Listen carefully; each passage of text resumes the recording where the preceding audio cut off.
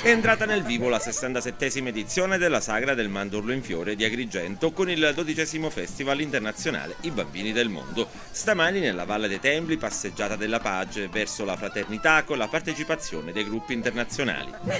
È un grande prodigio della natura, una meravigliosa giornata, mentre tutta l'Italia è imbiancata dalla neve, la nostra terra è imbiancata dai mandorli ed è uno spettacolo assolutamente straordinario e unico al mondo.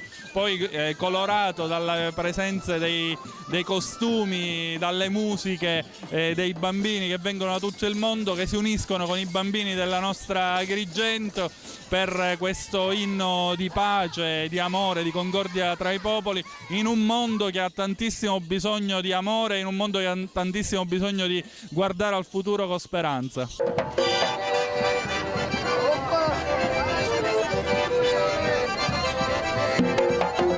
Il tempo è clemente, tutta l'Italia muore dal freddo e noi qui al sole. Forse sono i bambini che hanno portato questo bel tempo e il messaggio che noi vogliamo mandare a tutto il mondo per il rispetto dei diritti dei minori, che è una cosa importante. Speriamo che questo messaggio di pace e di solidarietà arrivi in tutto il mondo.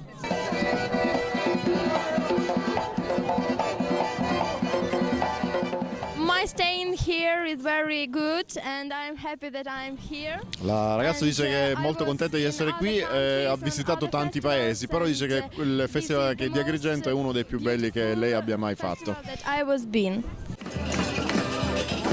Hanno partecipato alla manifestazione tutte le scolaresche della provincia e della regione. Un ruolo di primo piano ha avuto l'orchestra interscolastica di Agrigento diretta dal maestro Carmelo Salemi. Ieri sera i Bambini del Mondo si sono esibiti al Palacongressi del Villaggio Mosè. Spettacolo che si ripeterà anche oggi.